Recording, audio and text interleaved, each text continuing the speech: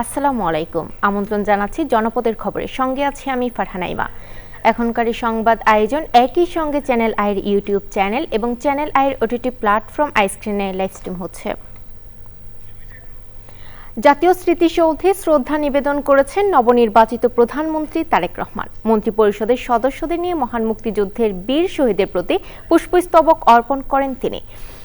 এর মধ্য দিয়ে প্রধানমন্ত্রী হিসেবে প্রথম আনুষ্ঠানিক কর্মসূচি শুরু করেছেন তারেক রহমান। জয়ের ভিডিও চিত্রে চকুর মালিথার রিপোর্ট।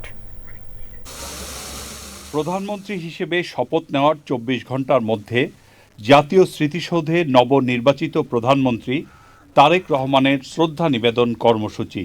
আগে থেকেই জাতীয় স্মৃতিসৌধে উপস্থিত ছিলেন মন্ত্রী পরিষদের সদস্যরা। বেলা ঠিক ১১টার সময় সাদা শার্ট আর ছাই রঙের প্যান্ট পরে স্মৃতিসৌধে প্রবেশ করেন প্রধানমন্ত্রী তারেক রহমান। এরপর শহীদ বেদিতে ফুল দিয়ে শ্রদ্ধা জানান তিনি। কিছুক্ষণ নীরবে দাঁড়িয়ে থাকেন প্রধানমন্ত্রী তারেক রহমান। সে সময় বিউগলে করুণ সুর বেজে ওঠে। প্রধানমন্ত্রী হিসেবে এককভাবে শ্রদ্ধা জানানোর পর মন্ত্রী পরিষদের সদস্যদের নিয়ে আবারও শ্রদ্ধা জানান তারেক রহমান। সবাইকে সাথে নিয়ে পরিদর্শন বইতে স্বাক্ষর করেন প্রধানমন্ত্রী। পরে স্মৃতিসৌধ এলাকায় একটি গাছের চারা রোপণ করেন তিনি। সব আনুষ্ঠানিকতা শেষে প্রধানমন্ত্রী চলে যাওয়ার পর স্মৃতিসৌধেই কথা বলেন সরকারের অর্থমন্ত্রী। মুক্তিযুদ্ধের জায়গায় মুক্তিযুদ্ধ, ২৪-এর জায়গায় ২৪, এটা তো একটার সাথে একটা পরস্পর বিরোধী কিছু না। সুতরাং মুক্তিযুদ্ধ হচ্ছে দেশের জন্মের যুদ্ধ, আর ২৪ হচ্ছে আমাদের স্বৈরাচার নিপাতের করে একটি গণতান্ত্রিক অর্ডার ফিরিয়ে আনার যুদ্ধ। সুতরাং দুইটারই দুই ভ্যালু আছে, মূল্যবোধ আছে, দুটাকে রেসপেক্ট করতে হবে। তবে মুক্তিযুদ্ধের যার বিনিময়ে বাংলাদেশ হয়েছে, তো সেটা তো আমাদের প্রাথমিক দায়িত্ব। প্রধানমন্ত্রী হওয়ার পর রাষ্ট্রীয় কোনো প্রথম কর্মসূচিতে যোগ দিলেন তারেক রহমান। জাতির সূর্য সন্তানদের প্রতি ফুল দিয়ে শ্রদ্ধা জানিয়ে আবারও সবার আগে বাংলাদেশ প্রত্যয় ব্যক্ত করলেন দেশের ১১তম প্রধানমন্ত্রী। চকর মালিথা, চ্যানেল আই, জাতীয় স্মৃতিসৌধ, সাভার, ঢাকা। প্রধানমন্ত্রীর চেয়ার খুব প্রচলিত একটি কথা। এর মাধ্যমে যেমন তার দায়িত্বের কথা বলা হয়, তেমনি দায়িত্ব পালনে তিনি যে চেয়ারে বসেন সেটাও ভাসে চোখের সামনে। প্রধানমন্ত্রী তারেক রহমানের জন্য একটি চেয়ার তৈরি করে ১২ বছর ধরে অপেক্ষায় কৃষক আব্দুল মোতালেব। ২২ বছর আগে তারেক রহমান যখন তার বাড়িতে গিয়েছিলেন, তখন বসার জন্য একটি ভালো চেয়ার দিতে না পারার দুঃখবোধ থেকেই চেয়ারটি বানিয়েছেন তিনি। ভিন্ন রকম ওই চেয়ারের গল্প জানাচ্ছেন শাইখ সিরাজ। নির্বাচনে নিরঙ্কুশ জয়ে প্রধানমন্ত্রীর আসনে বসেছেন তারেক রহমান। সারা দেশে বহু সাধারণ মানুষও হৃদয়ের আসন রেখেছেন তার জন্য। তেমনি একজন ময়মনসিংহের ভালুকার আব্দুল মোতালেব। দেশে প্রথমবারের মতো সৌদি খেজুর ফলানোর সাফল্যের কারণে লোকে তাকে চেনে খেজুর মোতালেব নামে। মোতালেব তার আয়ের একটি অংশ দিয়ে বহু বছর ধরে এক বিশেষ আসন নির্মাণ করে রেখেছেন তারেক রহমানের জন্য। উনি খেজুর বাগানের পরিদর্শনে প্রথম রিপোর্ট করছিলেন, ওই সময় থেকেই মানুষের বেশি আনাগোনা আওয়া যাওয়া করতো।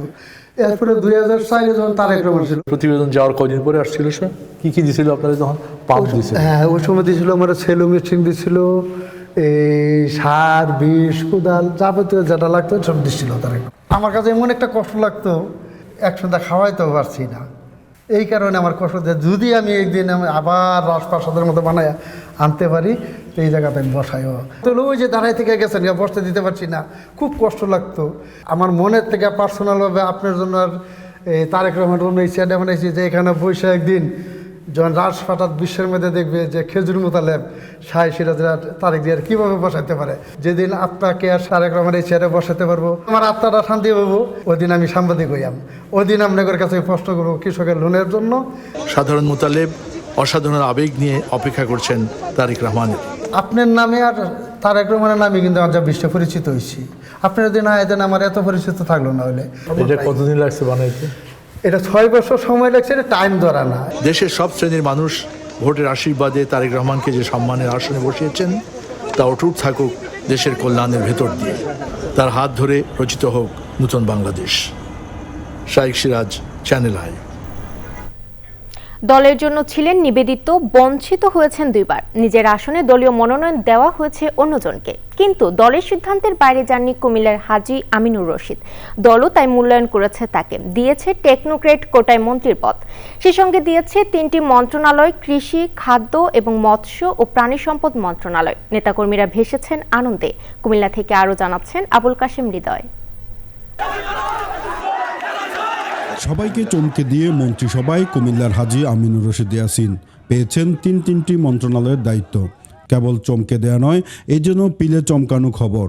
যেখানে তার দলীয় আহ্বায়কের পদ চলে গেছে, নিজের সংসদীয় আসনে মনোনয়ন পেয়ে এমপি হয়ে গেছেন অন্য আরেকজন। যেখানে তার সমর্থক নেতাকর্মীরা ডুবে গিয়েছিলেন হতাশার সাগরে, সেখানে সবাইকে আনন্দের সাগরে ভাসিয়ে তিনটি মন্ত্রণালয়ের মন্ত্রীর আসনে বসেছেন হাজী ইয়াসিন। মঙ্গলবার বিকেলে খাদ্য, কৃষি, মৎস্য ও প্রাণী সম্পদ মন্ত্রণালয়ের মন্ত্রী হিসাবে শপথ নেন হাজী ইয়াসিন। জাতীয় সংসদ ভবনের দক্ষিণ প্লাজায় মন্ত্রিসভার সদস্যদের শপথ বাক্য পাঠ করান রাষ্ট্রপতি মোহাম্মদ শাহাবুদ্দিন। কুমিল্লা সদরে প্রয়াত কর্নেল আকবর হোসেন বীর প্রতীকের প্রয়াণের দীর্ঘদিন পর আবারও মন্ত্রী পেল কুমিল্লা সদর আসন। হাজী ইয়াসিন মন্ত্রী হিসাবে শপথ নেওয়ার পর উৎসবে মেতেছেন তার নেতাকর্মীরা। ঘোষণার পরপরই কুমিল্লা টাউন হল মাঠসহ শহরের বিভিন্ন স্থানে আনন্দ করতে দেখা গেছে তাদের। আবুল কাশেম হৃদয়, চ্যানেল আই, কুমিল্লা। ময়মনসিংহের ফুলপুরের বালিয়ার মোড়ে যাত্রীবাহী বাস ও সেনাবাহিনীর গাড়ির সংঘর্ষে বাসের ড্রাইভার ও সেনাবাহিনীর গাড়ি চালক সার্জেন্ট রেজাউল করিম নিহত হয়েছেন।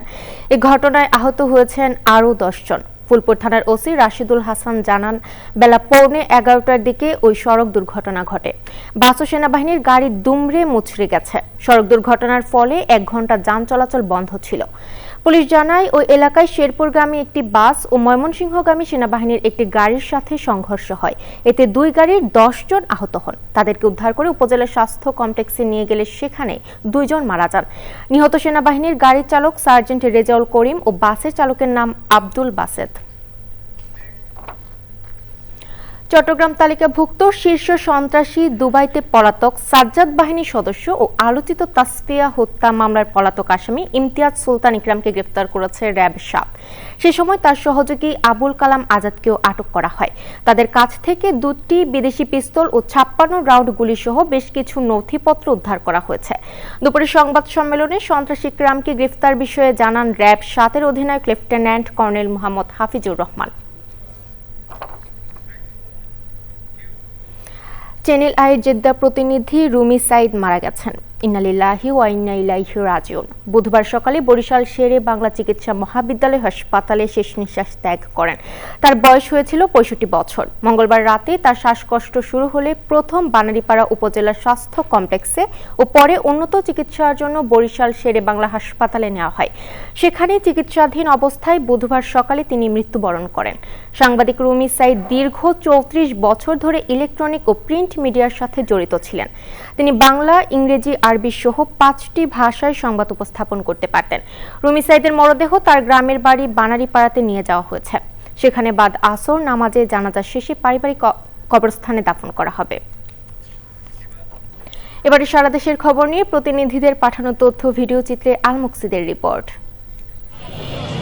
রমজান উপলক্ষে রাজশাহী নগরীতে 17টি মোড়ে খোলা ট্রাকে টিসিবির সাশ্রয়ী মূল্যে পণ্য বিক্রির কার্যক্রম শুরু হয়েছে।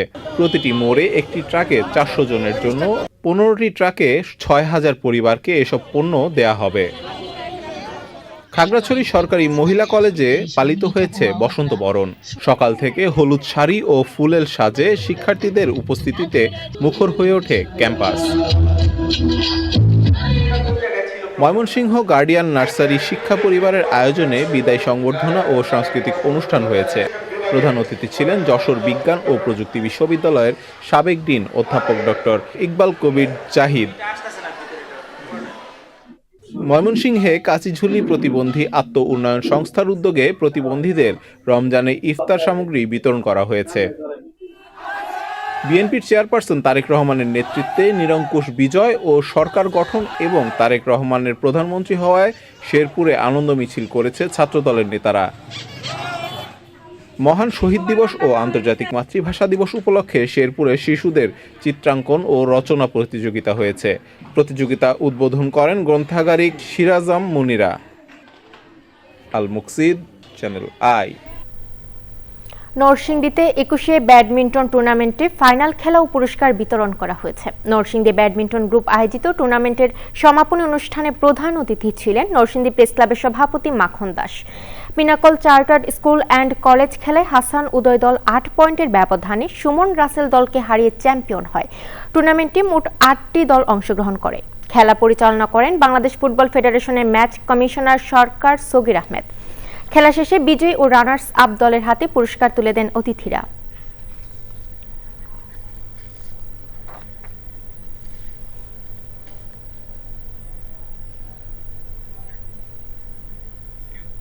দর্শক, জনপদের খবর আজকের মতো এই পর্যন্তই। একটু পর কৃষি সংবাদ দেখার আমন্ত্রণ জানিয়ে শেষ করছি। ধন্যবাদ।